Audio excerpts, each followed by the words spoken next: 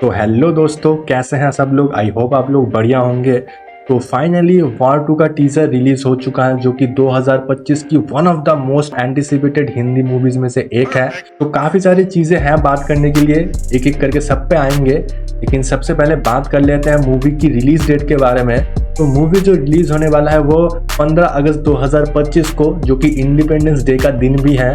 तो उस हिसाब से अगर देखा जाए मूवी के टीजर को मई में ड्रॉप कर देना एक गुड चॉइस मान सकते हो आप। प्रमोशन वगैरह के लिए एक अच्छा खासा टाइम मिल जाता है। हम सबको पता है जो वॉर पार्ट 1 आई थी उसको डायरेक्ट किए थे सिद्धार्थ आनंद ने, और इस मूवी को डायरेक्ट करने वाले हैं अयन मुखर्जी। एंड मूवी का जो एमएसपी होने वाला है वो है एनटीआर वर्सेस ऋतिक रोशन का फेस ऑफ। तो क्या ये टीजर वो फेस ऑफ को पोर्ट्रे करने में जस्टिफाई करता है? क्या अयन मुखर्जी ऋतिक रोशन एंड एनटीआर को अच्छे से स्क्रीन में प्रेजेंस कर पाए हैं? और क्या ऐसे मिस्टेक्स है जिसकी वजह से मैं थोड़ा सा डिसअपॉइंटेड हुआ हूँ इस टीजर से?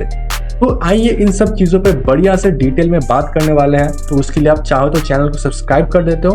तो चलिए डायरेक्ट चलते हैं वीडियो के टीजर की तरफ। तो सबसे पहले हमको जो देखने मिलता है वो है ऋतिक रोशन का एक बहुत बेहतरीन स्वॉर्ड फाइट वाला सीन, जो कि आप लोगों को भी पता हुआ काफी टाइम से इसके बारे में इंटरनेट में चर्चा हो रहा था कि ऋतिक रोशन शाओलिन टेम्पल में गए हैं स्वॉर्ड फाइट सीखने के लिए और वहां जाके वो शूट वगैरह कर रहे हैं। तो वही शॉट से हमको टीजर स्टार्टिंग होते हुए दिखता है। लेकिन हालांकि इससे पहले भी एक दो शॉट थे, लेकिन वो उतने ज्यादा इंपॉर्टेंट नहीं है। उसमें बस ऋतिक रोशन वॉक करके सामने आया है बस। उसमें आप इस शॉट में एक चीज देख सकते हो कि रेड कलर में जो लाइटिंग एंड कलर ग्रेडिंग वगैरह है उसको अच्छे से इस्तेमाल किया गया है, जो कि आपके आंखों को सुकून थिएटर में जरूर देगा। शॉर्ट फाइट पे आता है तो ये जो शॉर्ट फाइट वाला सीन होगा ये मूवी का स्टार्टिंग सीन हो सकता है, जो कि हम जिससे हमको मूवी का स्टार्टिंग होते हुए ही देख सकते हैं, जैसे कि हमने काइंड ऑफ वॉर में भी देखा था, काइंड ऑफ वैसा कुछ। जिसके बाद हमको टीजर में देखने मिलता है जूनियर एनटीआर। ये जूनियर एनटीआर को भी इन लोगों ने बहुत बेहतरीन तरीके से रिवील कर दिया है और टीजर से हमको ये पता चल चुका है कि ये मूवी का मेन विलन ही होने वाले हैं। जैसा कि हमको स्टार्टिंग से एक स्पेक्यूलेशन था कि ये मूवी में क्या ग्रे कैरेक्टर होने वाला है कुछ, तो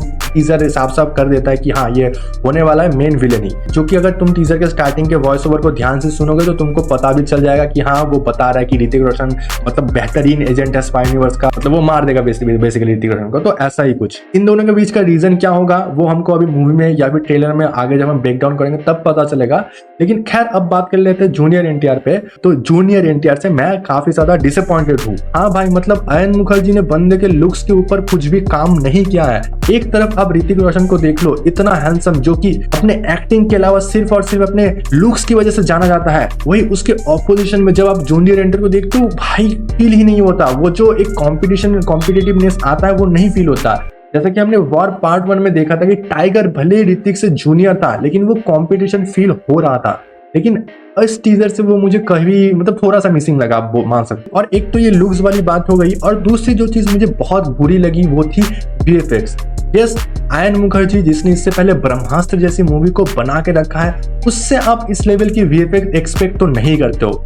मतलब भाई मजाक की भी हद होती है। आई नो कि कम बजट में अपने इधर मूवीज बनती है, लेकिन फिर भी थोड़ा सा कुछ कर लो। जैसे कि आप अगर ये वाला शॉट देखो जहाँ पे जूनियर एनटीआर ट्रेन के ऊपर कूद रहा है, सबसे पहले तो ये बहुत एक बेसिक वायर वर्क मिस्टेक जो कि साफ नजर आ रहा है। यहाँ पे भी सीन काफी ज्यादा नकली लग रहा है। एंड दूसरा जो ये वाला शॉट देख लो, यहाँ पे जो ट्रेन के ऊपर चल के आ रहा है। फिर तीसरा ये वाला शॉट देखो, ये भी काफी ज्यादा नकली लग रहा है। और फिर चौथा ये वाला, इसमें तो हद हो गई भाई। माउंटेन ड्यू का एड थोड़ी चल रहा है, ये क्या कर रहे हो भाई? बेसिकली ये जो लुक से लेकर के जो पूरा का पूरा माहौल आप देख रहे हो, ये ओवरऑल लग रहा है कि कोई माउंटेन ड्यू का एड शूट हो रहा है। और ट्रेलर का जो टोन है उससे भी कहीं ना कहीं सेम मेरे को वैसी वाली ही वाइब आ रही है, एड वाली वाइब, ना कि एक मूवी वाली कलर पैलेट का टोन। हाँ, कलर थोड़ा सा फ्रेश फील होता है। पिछला जो भी मूवीज में हमने वाई यूनिवर्स का टोन देखा था उससे काफी अलग है, फ्रेश है, कलर का काफी बेहतरीन इस्तेमाल किया गया है। लेकिन फिर भी कहीं ना कहीं ये वो क्वालिटी डिलीवर नहीं कर पाती है जो मैं एक्सपेक्ट कर रहा था। क्योंकि टीजर में एक शॉट है जिसमें हम फॉर्मूला 1 कार को रेस होते हुए देखते हैं, जो कि आई एम श्योर कि ऋतिक रोशन एंड जूनियर एनटीआर ही चला रहे होंगे मूवी में। और इस शॉट को तुम अगर ऋतिक रोशन की ही आई हुई मूवी बैंग बैंग से कंपेयर करो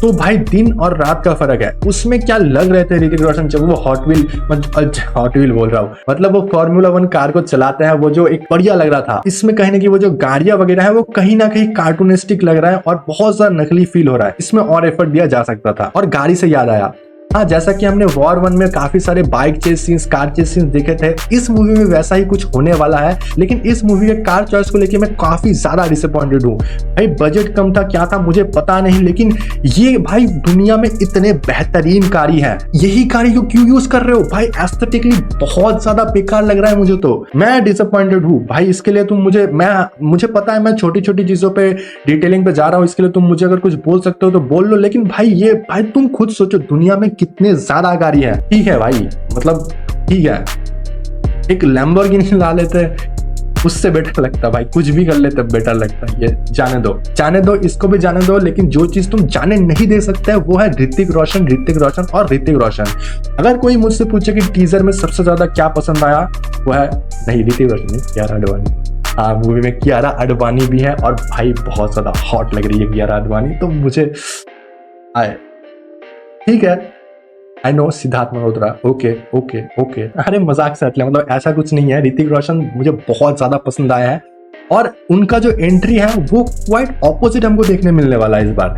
मतलब जैसा कि वॉर 1 में हमने देखा था कि ऋतिक रोशन का जो एक बहुत ज्यादा जूम करके एक बहुत दूर से एंट्री दिया गया था, जो कि हमने पता नहीं कितने ही बार रिपीट में देखा है उस एंट्री सीन को, तो इसमें हमको इसका क्वाइट ऑपोजिट देखने मिलता है, जहां पे हमको ऋतिक रोशन की जो टीजर वाली एंट्री दिखता है उसमें हमको भाई साहब एक स्लीव्स में देखता है जहां पे उनका ट्राइसेप साफ साफ नजर आ रहा है। तो वो ट्राइसेप वाली चीज तो है, लेकिन उसके साथ इन लोगों ने जो ऐड किया है वो है एक वुल्फ। ऋतिक रोशन के साथ में एक वुल्फ भी आ रहा है, तो कहीं ना कहीं वो एक सिंबल हो सकता है, सिंबलाइज कर सकता है कि या फिर कैसा ऋतिक रोशन का कैरेक्टर है, मतलब Hrithik Roshan kind of like एक वुल्फ है, ऐसा पोर्ट्रे हो सकता है एन मुखर्जी की तरफ से। शॉट एंड तुम अगर इस शॉट को ध्यान से देखोगे तो ये बहुत ज्यादा जूम करके नहीं लिया गया, ये क्लोजअप शॉट है, मतलब थोड़ा सा पास से ही लिया गया है। तो ये कहीं ना कहीं कैमरा एंगल में भी थोड़ा बहुत डिफरेंस हमको इस बार एंट्री सीन में देखने मिला है। और वही अगर एनटीआर की एंट्री सीन की बात करें तो एनटीआर भाई साहब अपने पहले तो ट्रेन में कूदते हैं, जो कि काफी ज्यादा मैंने फेक लगा बताया, एंड उसके बाद एनटीआर का हमको एक एक्शन सीन देखने मिलता है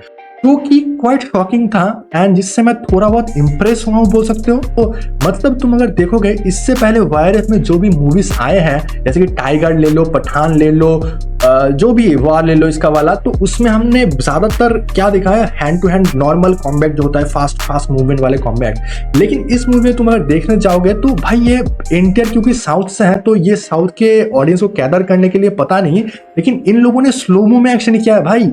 बाकी अगर तुम मुझसे पूछो तो मुझे टीजर ओवरऑल अच्छा ही लगा है, गुड वाइब फ्रेशनेस तो दे रही है, लेकिन टीजर में इसी के साथ साथ काफी ज्यादा कमी भी है, जो कि कहीं ना कहीं वो वॉर 1 का जो एंटिसिपेशन बिल्ड हुआ अपने टीजर से, जो ऐसे आता है ना कि वो प्रोमो आता है, मुक्का मारता है टाइगर, फिर वो टिक पकड़ लेता है, तो वैसा वाला कुछ एपिक लेवल शिट नहीं देखने मिला अभी तक। तो मुझे ऐसा फील हो रहा है कि जो चलता हुआ आ रहा था अभी तक वाईआरएफ से, वही एक स्टोरी को फिर सेम चीज यार, गाड़ी भगाएंगे, घुमाएंगे, वो करेंगे, तो एक ओवर द टॉप, मतलब आप टाइम के साथ जो इंप्रूवमेंट आता है आपके काम में वो नहीं देखने मिला। मैं डिसअपॉइंटेड हूँ उस चीज से। मेरा एक्सपेक्टेशन हाई था, हो सकता है तुम्हारा लो हो तो तुम्हें पसंद आ जाए, लेकिन अदरवाइज तो भाई ऋतिक रोशन का लुक्स तो बढ़िया ही।